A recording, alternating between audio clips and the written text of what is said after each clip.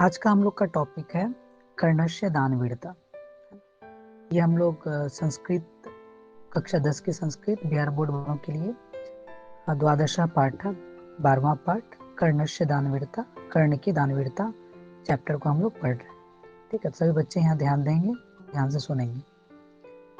तो सबसे पहले मैं हिंदी रूपांतरण बताऊंगा, फिर उसके बाद फिर आप लोग इसको लिखते चले जाना। अयम पाठ, यह पाठ भास रचितस्य, भास के द्वारा रचित, कर्णभार नामकस्य, कर्णभार नामक, रूप विशेष, रूपकस्य मतलब रूपक के भाग विशेष है, का भाग विशेष है। हाँ देखिए, यह पाठ भास के द्वारा रचित कर्णभार नामक रूपक का भाग विशेष है।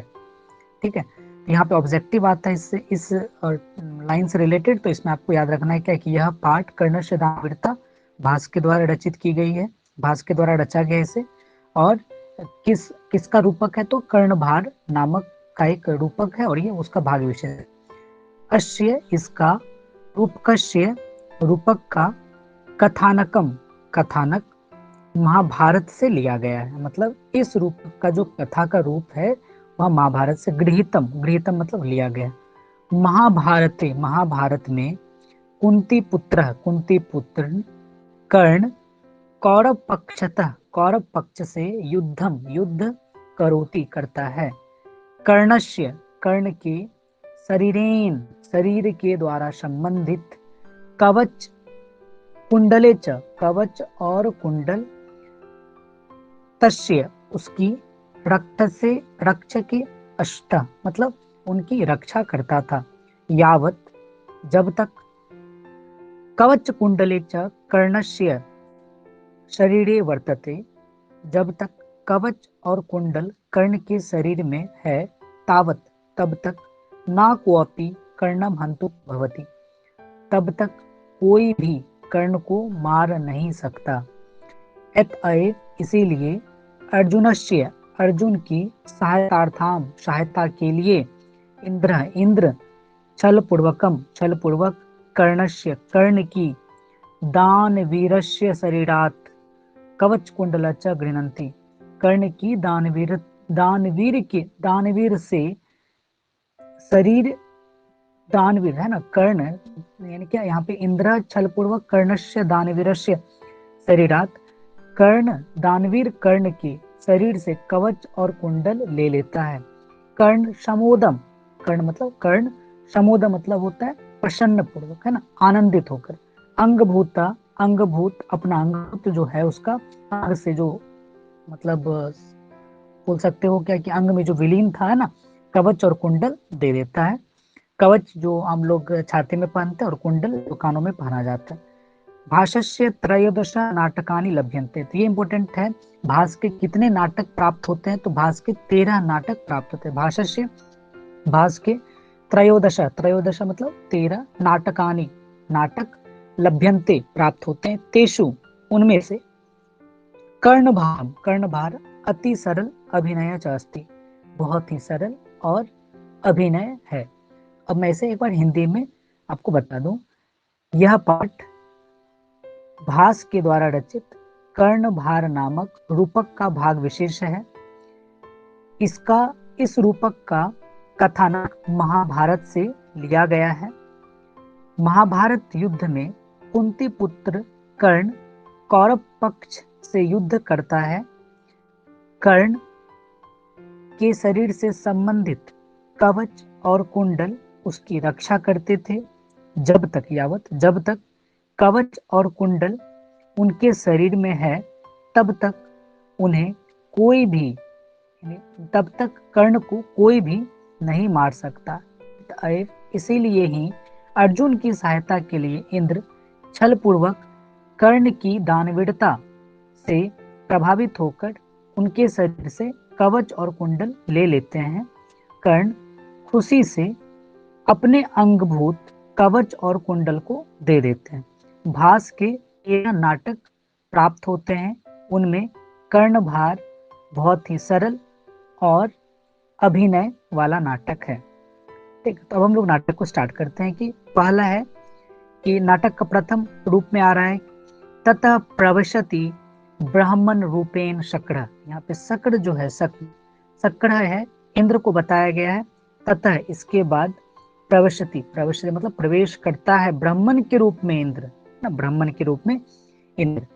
तो अब चलते हैं फर्स्ट शक्र, पहले शक्र बोलते हैं, शक्र बोलते हैं। भौ मेघा सूर्यनेव निवर्त्य गच्छन्तु भवन्तः कर्ण उपयोगी कर्णम कर्णम उपगम्य भव कर्ण बहत्राम भिक्षाम याचे। समझिए, इसका हिंदी समझते। शक्र में बोलता है, ऐ मेघ सूर्य के साथ तुम चले जाओ, ऐ मेघ सूर्य के साथ आप चले जाएं। कर्ण उपगम्य, कर्ण के पास जाकर बोलता है, ओ कर्ण मात्राम भिक्षा याचे, बहुत बड़ी याचना, बहुत बड़ी भिक्षा की याचना करता हूँ, बहुत बड़ी भिक्षा की याचना करता हूँ। फिर से सुनिए, अय मेघ सूर्य के साथ आप चले जाएं, सूर्य के साथ आप चले जाएं। कर्ण उपगम्य, कर्ण के पास जाकर, एक कर्ण मात्राम भिक्षाया से, बहुत बड़ी भिक्षा मांगता हूँ।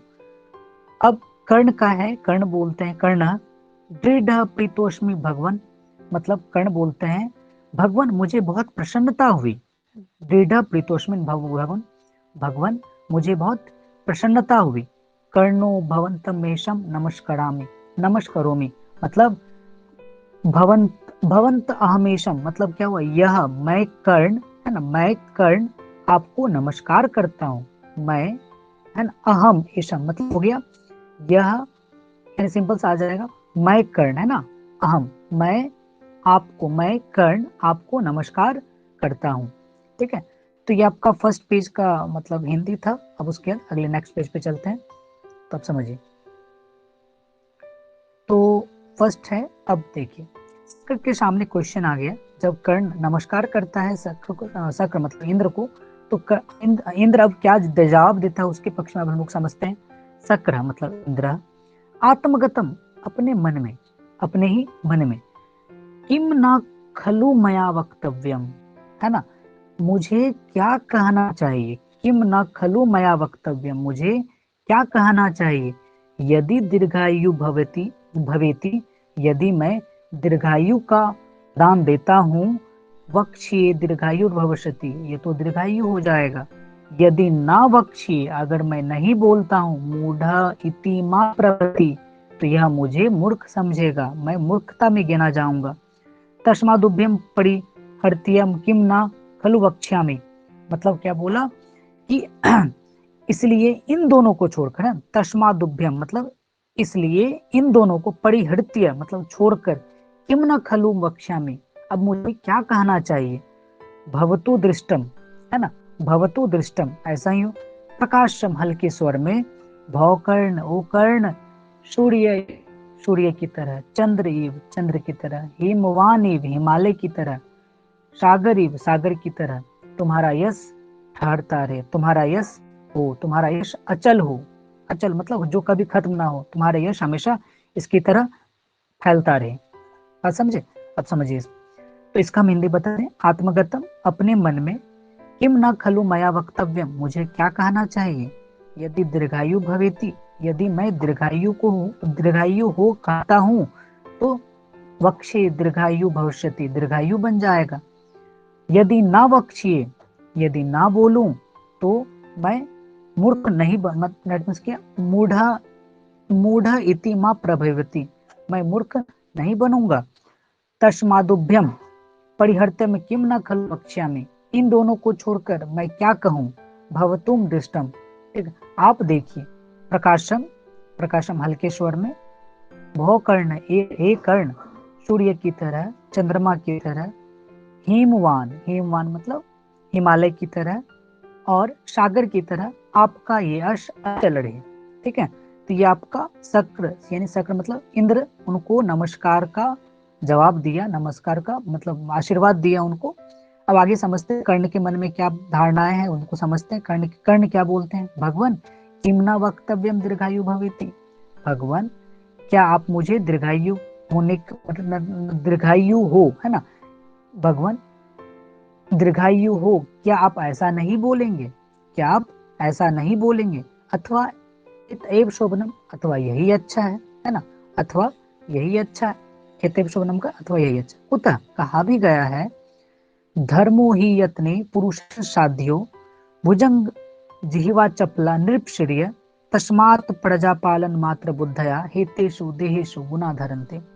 पहले इसको हम लोग अनव्या अगर पढ़ोगे इसका तो अनव्या में हो जाता है, पुरुषेन यत्ने धर्मो साच्यो यत नृपश्रियः भुजंग जिह्वा इव चपला अस्ति तस्मात् जापालनाय वृद्धया देहेषु हेतेषु गुना धारयन्ति। मतलब कर्ण कहते हैं इसके अंदर कि पुरुष को अपने यत्न से ही धर्म को कमाना चाहिए, है ना। पुरुष को अपने यत्न से धर्म को साधना चाहिए, पुरुष को अपने यत्न से धर्म को साधना चाहिए, ठीक है।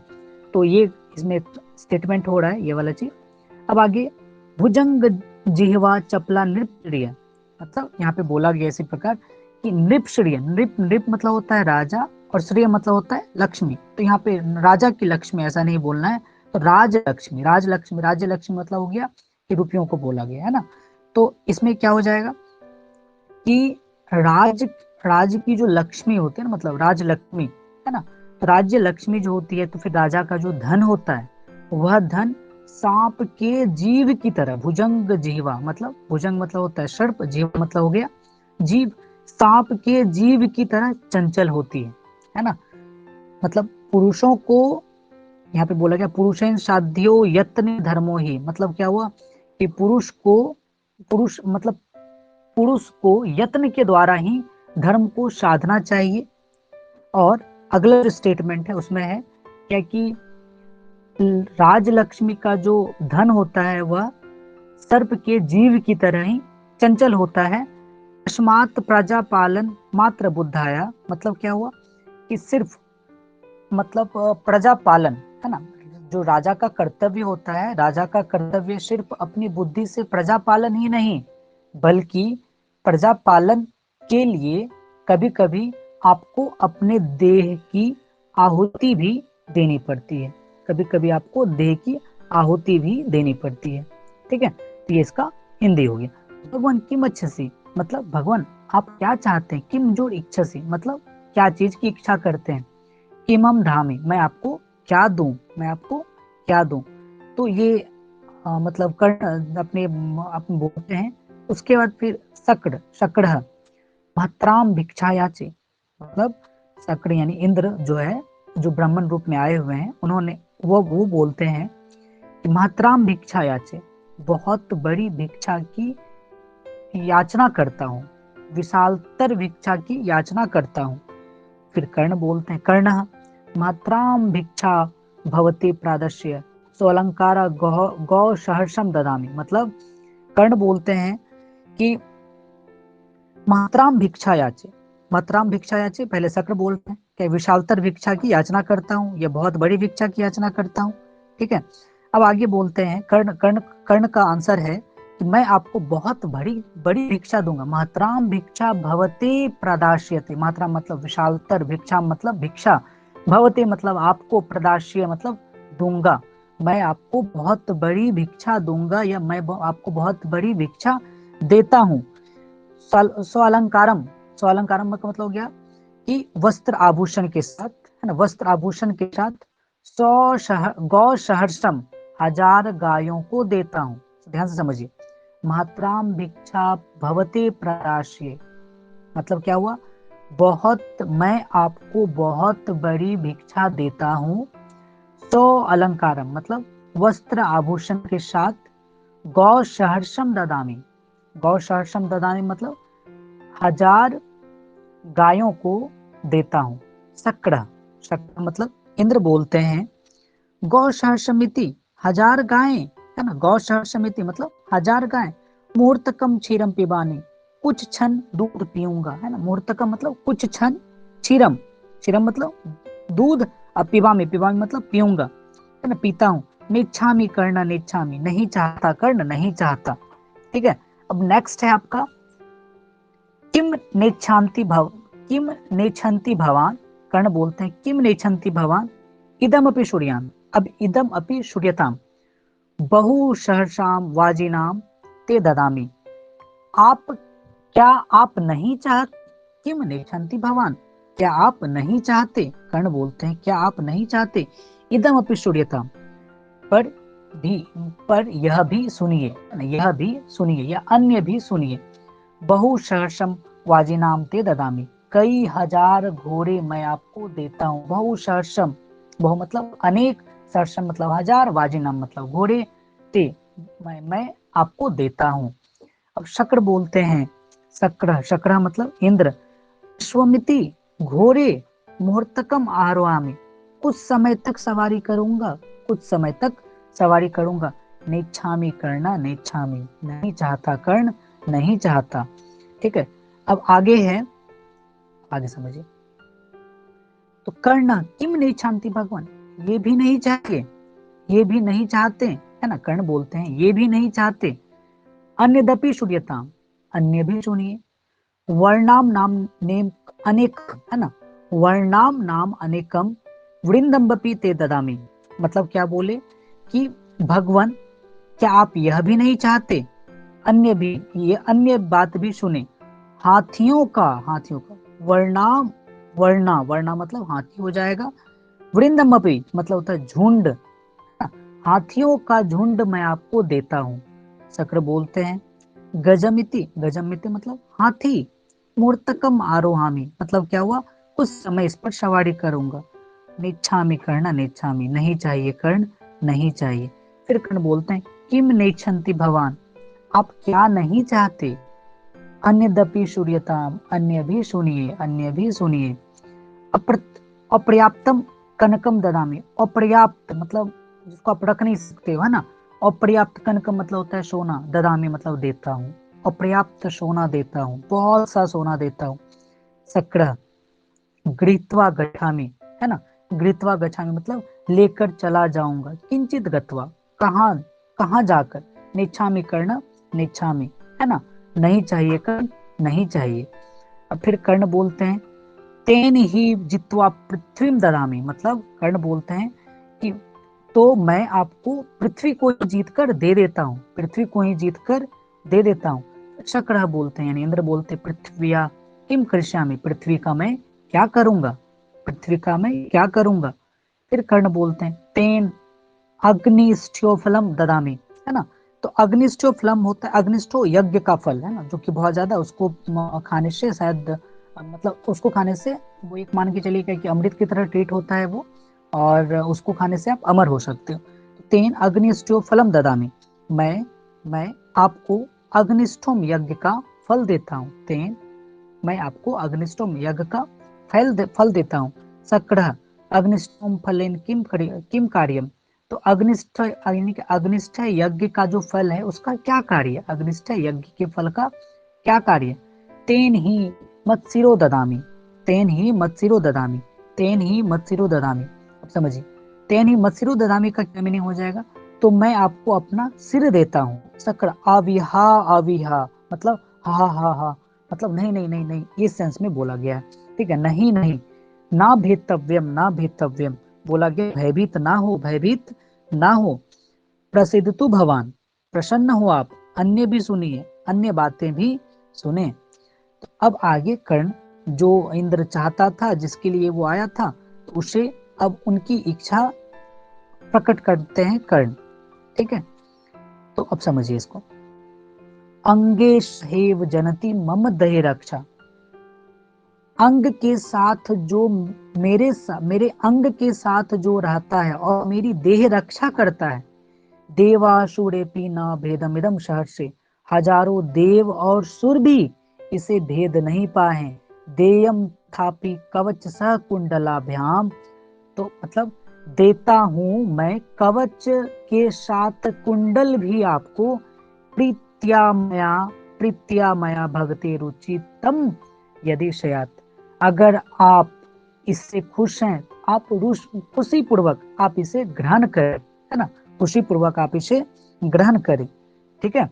तो अब इसका समझिए, एक बार हम फिर से इसका हिंदी बोल दे, बहुत ही अच्छा श्लोक लगा ये, ठीक है, इसका हम हिंदी बोल दें, मेरी देह रक्षा के लिए जो अंगों के साथ ही उत्पन्न हुए हजारों देवता और असुरों ने भी जिसे भेद नहीं सकते, तो भी आपकी इच्छा हो तो मैं आपको यह कवच और कुंडल को भी सहर्ष देने को प्रस्तुत हूँ।